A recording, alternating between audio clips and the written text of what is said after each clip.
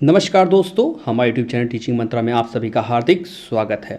मैं आप लोगों के लिए पुनः 50 प्रश्नों की श्रृंखला को लेकर फिर उपलब्ध हूं। तो आइए चलिए आइए प्रश्न नंबर अपने एक की ओर चलने से पहले जो आप हमारे यूट्यूब चैनल को सब्सक्राइब कर लीजिएगा और बेल आइकन को प्रेस कर दीजिएगा और एक लाइक और शेयर कर दीजिएगा। तो आशा करता हूं आप लोग जरूर करेंगे और आप सभी लोग स्वस्थ होंगे।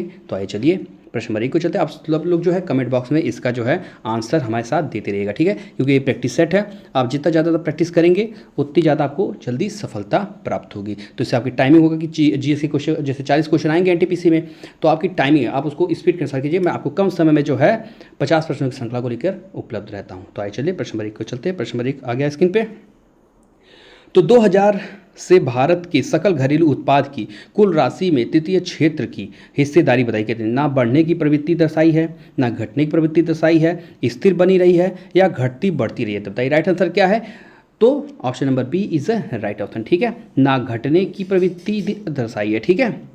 सनी सन दिया है सन 2000 में भारत के सकल घरेलू उत्पाद की कुल राशि में तृतीय क्षेत्र में पूछ रहा है हिस्सेदारी कितनी थी, तो ना घटने की प्रवृत्ति दर्शाई गई है। आइए चलते नेक्स्ट प्रश्न की ओर। नेक्स्ट स्क्रीन पे आ चुका है। मानव विकास सूचकांक के अंतर्गत आते हैं साक्षरता दर, जन्म के समय, आयु, संभावित तथा यूएस डॉलर्स में प्रति व्यक्ति सकल देशी उत्पाद होता है, या ऑप्शन बी वास्तविक क्रय शक्ति पर प्रति व्यक्ति सकल देशी उत्पादन होता है, या ऑप्शन सी यूएस डॉलरों में सकल राष्ट्रीय उत्पादन होता है, या ऑप्शन डी यूएस डॉलरों में प्रति व्यक्ति राष्ट्रीय आय होता है। तो क्या होता है, तो वास्तविक क्रय शक्ति पर प्रति व्यक्ति सकल देशी उत्पादन होता है। तो option number B is a right option, ठीक है। आइए चलते हैं नेक्स्ट प्रश्न की ओर। नेक्स्ट स्क्रीन पे आ चुका है। वर्तमान मूल्यों पर प्रति व्यक्ति आय की वृद्धि दर स्थिर मूल्यों पर प्रति व्यक्ति आय की वृद्धि दर से अपेक्षाकृत अधिक है, क्योंकि स्थिर मूल्यों पर प्रति व्यक्ति आय की वृद्धि दर में ध्यान रखा जाता है किसका, जनसंख्या वृद्धि की दर का, मूल्य स्तर की वृद्धि दर का, या मुद्रास्फीति की वृद्धि दर का, या ऑप्शन डी वेतन दर में वृद्धि की दर का। तो बताइए आपके सामने 4 ऑप्शन है, तो किसका होगा। तो इसका राइट आंसर है option number C is the right option, मुद्रास्फीति की वृद्धि दर का, ठीक है। Option number C is the right option. आइए चलते हैं नेक्स्ट प्रश्न। प्रश्न नंबर 4 स्क्रीन पे आ चुका है।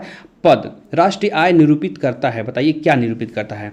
ऑप्शन ए बाजार कीमतों पर सकल राष्ट्रीय उत्पाद मूल्य ह्रास घटाकर करता है, या ऑप्शन बी बाजार कीमतों पर सकल राष्ट्रीय उत्पादन मूल्य ह्रास घटाकर विदेश से प्राप्त निवल कारक आय जोड़कर, या ऑप्शन सी बाजार कीमतों पर सकल राष्ट्रीय उत्पाद मूल्य ह्रास और अप्रत्यक्ष करों को घटाकर सब्सिडी जोड़कर, या ऑप्शन डी बाजार कीमतों पर सकल राष्ट्रीय उत्पाद विदेश से प्राप्त निवल कारक आय घटाकर। तो क्या करता है, तो राइट आंसर है बाजार कीमतों पर सकल राष्ट्रीय उत्पाद मूल्य ह्रास और अप्रत्यक्ष करों को घटाकर सब्सिडी जोड़कर, ठीक है। Option number C is a right option, ठीक है। पद राष्ट्रीय आय निरूपित करता है, क्या करता है, तो बाजार कीमतों पर, ठीक है। तो आइए चलते हैं नेक्स्ट प्रश्न की ओर। नेक्स्ट स्क्रीन पर आ चुका है option number C is right option. चलते हैं प्रश्न नंबर 5। राष्ट्रीय आय नई धारणा के अनुसार फरवरी 2015, ठीक है। राष्ट्रीय आय क्या है, बाजार मूल्यों पर निवल राष्ट्रीय उत्पाद है, या जीवीए एट बेसिक प्राइसेज है, ठीक है, या बाजार मूल्य पर निवल देसी उत्पाद है, या उत्पादन लागत पर निवल देसी उत्पाद है। तो बताइए क्या है, तो ये जीवीए एट बेसिक प्राइसेज है, ठीक है। Option number B is the right option, ठीक है। राष्ट्रीय आय क्या है, तो यही option number B is right option. चलते हैं प्रश्न क्यों चलते हैं। भारतीय अर्थव्यवस्था के संदर्भ में निम्नलिखित कथनों पर विचार कीजिए। सकल घरेलू उत्पाद, ठीक है, जीडीपी, ग्रॉस डोमेस्टिक प्रोडक्ट, इसको इंग्लिश से इसका फुल फॉर्म है ग्रॉस डोमेस्टिक प्रोडक्ट, ठीक है, में विगत 1 दशक में 4 गुना वृद्धि हुई है। और दूसरा कहता है सकल घरेलू उत्पाद में सार्वजनिक क्षेत्र के प्रतिशत अंश में विगत 1 दशक में कमी आई है। बताइए उपरोक्त में से कौन सा कथन सही, केवल 1 सही है या केवल 2 सही है, 1 और 2 दोनों सही है, ना तो 1 ना तो 2। तो क्या राइट आंसर है, तो राइट आंसर केवल 2 सही है, ठीक है। Option number B is right option. पहला जो है सकल घरेलू उत्पाद में विगत 1 दशक में 4 गुना वृद्धि हुई, ये गलत है, 4 गुना वृद्धि दर नहीं हुई है। और दूसरा सकल घरेलू उत्पाद में सार्वजनिक क्षेत्र में प्रतिशत अंश में विगत 1 दशक में, ठीक है, कमी आई है, ठीक है। आइए चलते हैं नेक्स्ट स्क्रीन पे आ चुका है। भारतीय मानव विकास प्रतिवेदन प्रत्येक प्रतिदर्श गांव के लिए नहीं देता है। यहाँ पे नहीं पूछा क्या नहीं देता है, आधारित संरचना एवं सुख साधन सूचकांक, या शिक्षा संबंधी सूचकांक, स्वास्थ्य संबंधी सूचकांक या बेरोजगारी संबंधी सूचकांक। तो ये जो है ये क्या नहीं देता है, तो बेरोजगारी संबंधी सूचकांक को नहीं देता है। क्या भारतीय मानव विकास सूचकांक, माफ़ी चाहूँगा, भारतीय मानव विकास प्रतिवेदन प्रति 10 गाँव के लिए जो है क्या नहीं देता है, तो बेरोजगारी। इसका आधारित संरचना का देता है और शिक्षा संबंधी देता है, स्वास्थ्य संबंधी देता है, परंतु बेरोजगारी संबंधी सूचकांक नहीं प्रस्तुत करता है। तो इसका ऑप्शन क्या है, तो ऑप्शन है D, right answer option number D. आइए चलते हैं नेक्स्ट प्रश्न। नेक्स्ट स्क्रीन पे आ चुका है। किसी देश की आर्थिक समृद्धि का सबसे उपयुक्त मापदंड है उसका क्या है? सकल घरेलू उत्पाद है, निवल घरेलू उत्पाद है, निवल राष्ट्रीय उत्पाद है या प्रति व्यक्ति वास्तविक आय है? तो क्या है, तो प्रति व्यक्ति वास्तविक आय है। तो option D is right option. किसी भी देश की आर्थिक समृद्धि जो सबसे उपयुक्त मापदंड किससे किया जाता है, तो प्रति व्यक्ति का जो वास्तविक आय होता है उसके द्वारा ही, ठीक है। तो option D is right option. चलते हैं प्रश्न की ओर। भारत में बचत और पूंजी निर्माण की ऊंची दर होते हुए भी समृद्धि दर कम होने का कारण बताइए क्या है? ऊंची जन्म दर या विदेशी सहायता का नीचा स्तर या नीचा पूंजी या उत्पाद अनुपात या ऊंचा पूंजी होता है या तो उत्पाद अनुपात, बताइए क्या है? तो राइट आंसर क्या है, तो ऊंचा पूंजी है अनुपात है, ठीक है, उसका उत्पाद है, ठीक है। Option number D is the right option है। चलते हैं नेक्स्ट प्रश्न। नेक्स्ट स्क्रीन पे आ चुका है। भारत में पूंजी निर्माण के आंकड़े एकत्रित करने का काम जो है कौन करता है, बताइए। जो भारत के पूंजी निर्माण के आंकड़े एकत्रित करने का काम कौन करता है? आपके सामने चार ऑप्शन है, भारतीय रिजर्व बैंक और राष्ट्रीय सांख्यिकी कार्यालय, या भारतीय रिजर्व बैंक और भारतीय स्टेट बैंक, या भारतीय रिजर्व बैंक और सभी वाणिज्यिक बैंक, या केंद्रीय सांख्यिकी संगठन और राष्ट्रीय नमूना सर्वेक्षण। तो कौन करता है, तो भारतीय रिजर्व बैंक और राष्ट्रीय सांख्यिकी कार्यालय के द्वारा जो है भारत में पूंजी निर्माण के आंकड़ों को एकत्रित करने का काम यही करता है। तो option A is the right option है। चलते हैं नेक्स्ट प्रश्न स्क्रीन पे आ चुका है। प्रश्न नंबर 11वां। मार्मलेड तैयार किया जाता है, बताइए मार्मलेड जो है कैसे तैयार किया जाता है? पके हुए अमरूद के फलों से, पके हुए बेर के फलों से, नींबू जाति के फलों से या अर्ध पके आम के फलों से? तो किससे किया जाता है, तो नींबू जाति के जो फल होते हैं उसके द्वारा मार्मलेड को बनाया जाता है, ठीक। Option C is the right option. आइए चलते हैं नेक्स्ट प्रश्न की ओर। आप सभी लोग स्क्रीनशॉट ले चुके होंगे, तो चलिए नेक्स्ट प्रश्न चलते हैं। नेक्स्ट स्क्रीन पे आ चुका है। पपेन किस फल से एकत्रित किया या निकाला जाता है, बताइए। केला से, पपीता से, बेल से या आम से? आप सभी लोग पपेन मतलब आप समझ जाइएगा किससे है, तो पपीता से। Option B is right option, ठीक है। प दो इसमें प, ठीक है। तो इसके अनुसार पकड़िए, पपेन जब भी आपसे पूछे तो पपीता से। आए चलते हैं नेक्स्ट प्रश्न की ओर। नेक्स्ट स्क्रीन पे आ चुका है। आम की आम्रपाली किस में प्रति हेक्टेयर कितने पौधे या वृक्ष लगाए जा सकते हैं, बताइए। 1200, 1800, 1600 या 1000? तो कितने, तो 1600 लगाए जा सकते हैं, ठीक है। ऑप्शन नंबर सी जो आम्रपाली है किस्म की जो प्रति हेक्टेयर में पौधों को लगाने का कितनी है, तो 1600 पौधे, ठीक है। आज चलते हैं नेक्स्ट प्रश्न की ओर। नेक्स्ट स्क्रीन पे आ चुका है।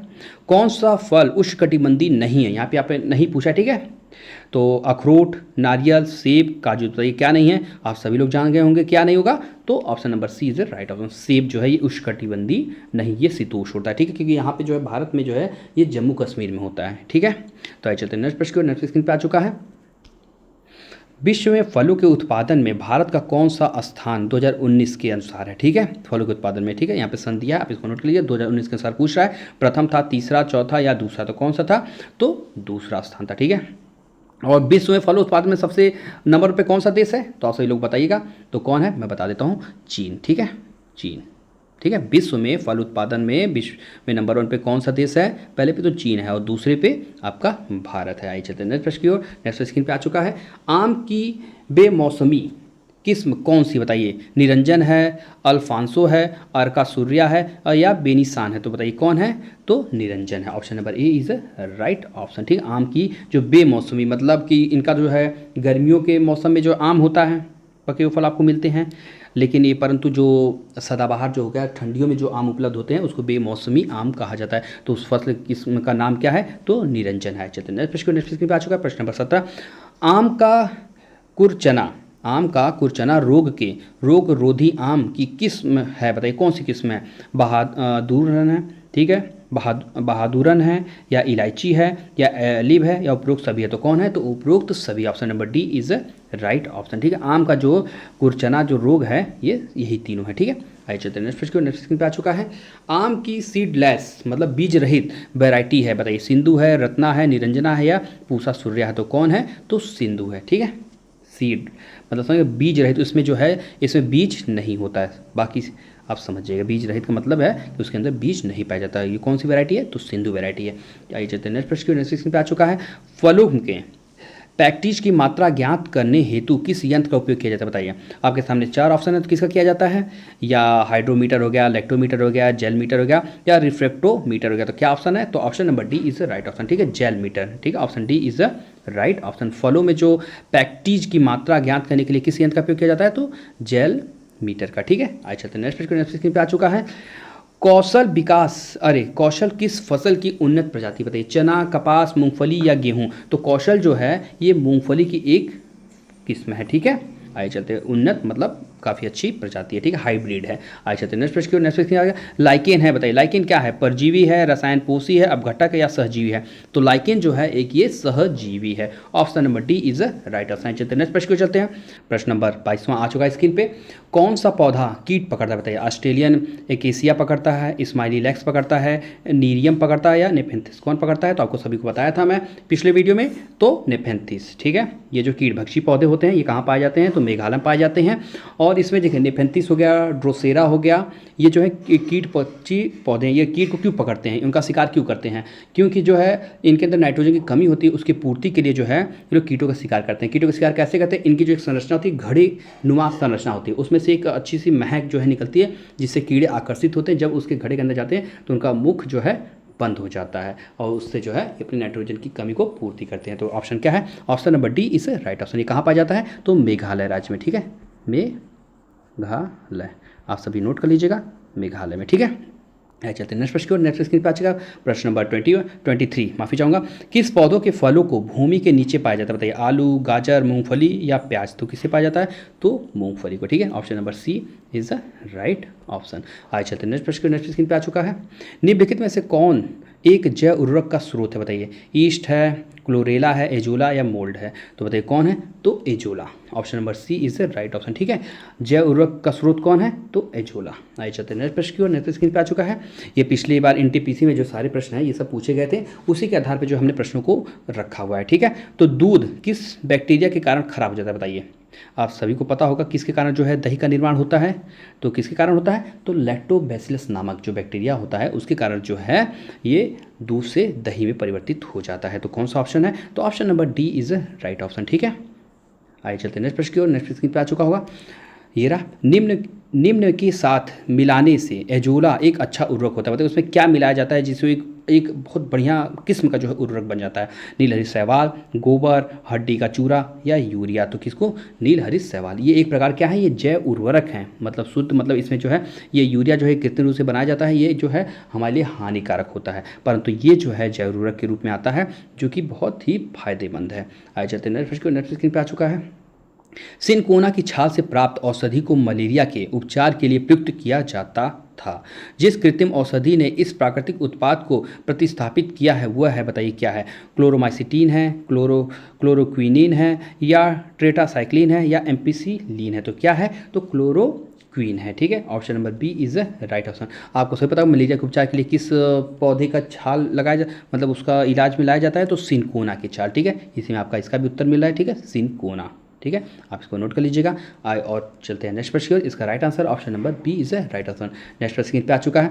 उद्योगों में निम्नलिखित सूक्ष्म जीवों में से कौन सा एक प्रकार सर्वाधिक व्यापक रूप से उपयोग में आता है? बताइए क्या आता है? जीवाणु आता है, जीवाणु और शैवाल आते हैं, जीवाणु और कवक आते हैं, जीवाणु, सूक्ष्म शैवाल और कवक आते हैं। तो क्या आते हैं? जीवाणु, सूक्ष्म शैवाल और कवक आते हैं। Option number D is right option. आइए चलते हैं नेक्स्ट प्रश्न की ओर। नेक्स्ट स्क्रीन पे आ चुका है। प्याज के छिलके उतारने पर आंसू आते हैं क्योंकि प्याज निष्कासित करता है। बताइए क्या करता है?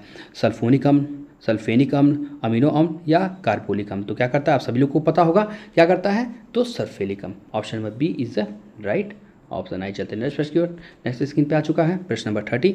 रसेदार सब्जी में प्रयोग होने वाला मशरूम होता है, कवक होता है, शैवाल होता है, हरी सब्जी होता है, पशु का मांस होता है? बताइए क्या होता है? तो ये जो आप मशरूम की सब्जी खाते हैं वो एक प्रकार का कवक होता है। ठीक है, option number A is a right option. आई चलते हैं नेक्स्ट प्रश्न की ओर। नेक्स्ट स्क्रीन पे आ चुका है। सूची 1 व सूची 2 को सुमेलित कीजिए तथा सही उत्तर सूची के नीचे दिए गए कूट का प्रयोग करके आप चुनिए। ठीक है, एक इकाई दिया है उसका प्रचाल दिया है। ठीक है, तो वाट किसका वो है, इकाई है, ऊष्मा की है, नौ संचालन की है, समुद्री जहाज की है या शक्ति की है। तो वाट किसका है, तो वाट जो है शक्ति का है। ठीक है, ऑप्शन नंबर डी। ठीक है, ए का जो है चौथा नंबर है, तो मैं यहाँ पे लिखते जाता हूँ। और नाट किसका है आपसे बताइए, तो नाट जो है समुद्री जहाज की गति है। ठीक है, इसका बी हो गया। ठीक है, बी। और नॉटिकल मील जो है किसका है, तो नॉटिकल मील जो है नौ संचालन का। ठीक है, ऑप्शन नंबर ये दूसरा, ये सी हो गया। और कैलोरी सभी जानते हैं, कैलोरी जो है ऊष्मा का मान होता है। ठीक है, तो इसका ये डी हो गया। ठीक है, आप सभी इसको नोट कीजिएगा, स्क्रीनशॉट लीजिए। आपको मैं पुनः बताता हूँ, वाट जो है शक्ति का है, शक्ति जो है, शक्ति की इकाई क्या है, तो वाट है। और समुद्री जहाज की गति की इकाई क्या है, तो नाट है। ठीक है, नौ संचालन की जो इकाई क्या है, नॉटिकल मील है। और ऊष्मा की कैलोरी है। ठीक है, आइए चलते हैं नेक्स्ट प्रश्न की ओर। नेक्स्ट प्रश्न स्क्रीन पे आ चुका है। बस प्रश्न नंबर 32, सूची एक में मात्रा दी हुई है और दूसरी इकाई दी हुई है, के साथ उसको सुमेलित करना है। ठीक है, तो सूची एक जो है ये मात्रा है और सूची दो है, बताइए। ठीक है, तो उच्च वेग की इकाई क्या है, तरंग दैर्घ्य, दाब और ऊर्जा। ठीक है, तो बताइए, तो तरंग जो है इसमें सही उत्तर चुनिए। अच्छा, माफ़ी चाहूँगा, इसमें जो है सही उत्तर चुनना है। ठीक है, इसको मिलाना है। तो उच्च वेग का क्या है, उच्च वेग का है मैक। ठीक है, ऑप्शन इसका पहले का पहला हो जाएगा, ये ए हो गया। ठीक है, और तरंग दैर्घ्य जो है एंगस्ट्रॉम है। ठीक है, इसका इसके सामने। ठीक है, इसका ये बी, ये सही है। और दाब का क्या है, तो दाब का पास्कल है। ठीक है, और ऊर्जा का जूल है। तो यानी इन चारों का जो मिलान है एकदम सामने, एकदम सही से सही तरीके से मिला हुआ है। ठीक है, तो आइए चलते नेक्स्ट प्रश्न। आप सभी लोग स्क्रीन शॉट ले चुके होंगे। आइए चलते नेक्स्ट प्रश्न। नेक्स्ट प्रश्न इसमें आ चुका है, लंबाई की न्यूनतम इकाई है, बताइए क्या है, माइक्रोन है, नैनोमीटर है, एंगस्ट्रॉम है या फर्मी है। तो क्या है, तो लंबाई की न्यूनतम इकाई क्या होती है, तो फर्मी होता है। Option number D is the right option. आई चलते नेक्स्ट प्रश्न की ओर। नेक्स्ट प्रश्न स्क्रीन पे आ चुका है, निम्न में कौन सुमेलित क्रम में है, बताइए। इसमें पूछा है कौन सुमेलित क्रम में है। ठीक है, सुमेलित क्रम में कौन सा है, रेडियम, पेंसिलिन, एक्सरे या चेचक। ठीक है, तो रेडियम के कौन है, तो रेडियम के जो है मैडम क्यूरी हैं। ठीक है, ये रहा इसके दूसरा, इसका ए आ गया। और पेंसिल के खोजकर्ता कौन है, आप सभी लोग जानते ही होंगे, अलेक्जेंडर फ्लेमिंग। तो ठीक है, ये बी हो गया। ठीक, और एक्सरे के खोजकर्ता किससे थे, तो बताइए सभी लोग, तो डब्ल्यू के रॉटजन। ठीक है, ये इसका हो गया। और चेचक के तो सभी जानते हैं, चेचक के टीके का किसने खोज किया था, तो एडवर्ड जेनर महोदय के द्वारा। ठीक है, तो आप सभी इसको नोट कर लीजिएगा। तो इसका ये डी हो गया और ये सी हो गया। ठीक है, आइए चलते नेक्स्ट प्रश्न की ओर। आप इसके साथ ले चुके होंगे। नेक्स्ट प्रश्न स्क्रीन पे आ चुका है, पारिस्थितिकी दाब की इकाई क्या है, बताइए। बार है, नॉट है, ओम है या जूल है। तो क्या है पारिस्थितिकी दाब की, तो बार है। ठीक है, आपसे अगर कभी पूछे प्रश्न में पारिस्थितिकी दाब की इकाई क्या है, तो बार है। आइए चलते हैं नेक्स्ट प्रश्न की ओर। नेक्स्ट स्क्रीन पे आ चुका है, सुमेलित कीजिए। ठीक है, जूल है, एम्पियर है, वाट है, वोल्ट है और डाप्सन है। तो बताइए जूल की इकाई क्या है, तो जूल की इकाई जो होती है कार्य होती है। ठीक है, ये तीसरा कार्य, ये ए आ गया। ठीक है, और एम्पियर की क्या है, एम्पियर की धारा होती है। ठीक है, एम्पियर की धारा, ये बी हो गया। और वाट की क्या है, आप सभी लोग बताइएगा, वाट का जो है सामर्थ्य। ठीक है, दो हो गया, यहाँ पे सी लिख देते हैं। ठीक है, और वोल्ट की क्या है, तो वोल्ट की विभवांतर है। ठीक है, वोल्ट की विभवांतर। और डाप्सन की जो है ओजोन परत की जो मोटाई किससे नापी जाती है, तो डाप्सन से नापी जाती है। ठीक है, आप सब लोग इसके साथ ले चुके होंगे। मैं पुनः आपको बताता हूँ, जूल जो है किसका है, कार्य का है, एम्पियर धारा की है, वाट सामर्थ्य का है और वोल्ट किसका है, तो विभवांतर का है। और डाप्सन जो है ओजोन परत की मोटाई जो है किससे नापी जाती है, तो डाप्सन से नापी जाती है। ठीक है, आप सब लोग नोट कर चुके हैं। आइए चलते हैं नेक्स्ट प्रश्न। नेक्स्ट प्रश्न पे आ चुका है, ध्वनि की तीव्रता को मापने वाला यंत्र बताइए। क्रोनोमीटर है या एनीमीटर है, ऑडियो फोन है या ऑडियो मीटर है। तो बताइए किससे नापा जाता है, तो ऑडियो मीटर से ध्वनि की तीव्रता को मापा जाता है। Option number D is the right option. आई चलते हैं नेक्स्ट प्रश्न। नेक्स्ट स्क्रीन पे आ चुका है, मेगावाट बिजली के नापने की इकाई है जो उत्पादित की जाती है, बचत की जाती है, उपभोग की जाती है या ट्रांसमिशन में ह्रास हो जाती है। बताइए क्या है, तो उत्पादित जो की जाती है वही मेगावाट बिजली की इकाई होती है। ठीक है, ये रहा, तो option number A is right option. आए चलते हैं नेक्स्ट प्रश्न। नेक्स्ट स्क्रीन पे आ चुका है, महासागर में डूबी हुई वस्तुओं की स्थिति जानने के लिए निम्न में से किस यंत्र का प्रयोग किया जाता है, बताइए। ऑडियोमीटर, सेक्सटेंट या गैल्वेनोमीटर या सोनार। तो आप सभी लोग जानते होंगे जो डूबी स्थिति का कैसे जानते हैं, तो सोनार के माध्यम से। तो option D is right option. आई चलते हैं नेक्स्ट प्रश्न की ओर। प्रश्न नंबर 40वां आ गया स्क्रीन पे, चंद्रा एक्सरे दूरबीन का नाम किस वैज्ञानिक के सम्मान में रखा गया है? तो बताइए, चंद्रशेखर वेंकट रमन, जगदीश चंद्र बोस, प्रफुल्ल चंद्र राय या सुब्रमण्यम चंद्रशेखर? तो किसके नाम पे रखा गया है? तो Subramaniam Chandrasekhar. Option number D is a right option. आइए चलते नेक्स्ट प्रश्न, नेक्स्ट स्क्रीन पे आ चुका है। हाल ही में लगातार तीसरी बार भारतीय लोक प्रशासन संस्थान के अध्यक्ष का पदभार किसने संभाला? बताइए, डॉक्टर राजेश कर्माकर, मार्कंडेय सिन्हा, डॉक्टर जितेंद्र सिंह या प्रभाकर जैन? तो किसने किया है? तो डॉक्टर जितेंद्र सिंह के द्वारा। ठीक है, ऑप्शन नंबर सी जो है IIPA के अध्यक्ष का भार संभालने वाले कौन है? तो डॉक्टर जितेंद्र सिंह है, जो तीसरी बार लगातार, ठीक है, भारतीय लोक प्रशासन संस्थान के। आज चलते नेक्स्ट प्रश्न, नेक्स्ट स्क्रीन पे आ चुका है प्रश्न नंबर 42। हाल ही में बौद्ध धर्म का एक जीवंत उत्सव हेमिस महोत्सव 2024 का आयोजन कहाँ किया गया? बताइए, बोध गया, कोलंबो, सारनाथ, लद्दाख? तो कहाँ किया गया था? तो लद्दाख में। ठीक है, option number D is a right option. आई चलते नेक्स्ट प्रश्न की ओर, नेक्स्ट स्क्रीन पे आ चुका है। हाल ही में रक्षा मंत्रालय ने हेल के किस नाम के 156 हल्के लड़ाकू हेलीकॉप्टरों को खरीदने के प्रस्ताव को मंजूरी दी? बताइए, प्रचंड, बाज, ब्रह्मा या दुष्यंत? तो किसे? तो प्रचंड को। ठीक है, option number A is the right option. है चलते नेक्स्ट प्रश्न नेक्स्ट पे आ चुका है। हाल ही में किसने भारतीय थल सेना के 30वें प्रमुख का कार्यभार ग्रहण किया? बताइए, lieutenant general Upendra Dwivedi, VR Chaudhary, Dinesh Kumar Tripathi या मनोज पांडे? तो किसने क्या है? तो लेफ्टिनेंट जनरल उपेंद्र द्विवेदी के द्वारा। Option number A is right option. ठीक है, इन्होंने थल सेना के 30वें प्रमुख कार्यभार जो है ग्रहण किया है। चलते नेक्स्ट प्रश्न की ओर, नेक्स्ट प्रश्न स्क्रीन पे आ चुका है। 21 जून 2022 को किस थीम के साथ अंतर्राष्ट्रीय योग दिवस 2024 मनाया गया था? बताइए, स्वस्थ जीवन, खुशहाल जीवन, योग, स्वयं और समाज के लिए योग, मानवता के लिए योग या वैश्विक समानता हेतु योग? तो बताइए क्या है? तो स्वयं और समाज के लिए योग। Option number B is right option. ठीक है, जो विश्व माफ़ी चाहूँगा, योग दिवस कब मनाया जाता है? तो 21 जून को। ठीक है, तो जो 21 जून 2024 को जो योग दिवस मनाया गया था, तो उसकी थीम क्या थी? तो स्वयं और समाज के लिए योग। ठीक है, आइए चलते हैं नेक्स्ट प्रश्न की ओर। नेक्स्ट स्क्रीन पे आ चुका है।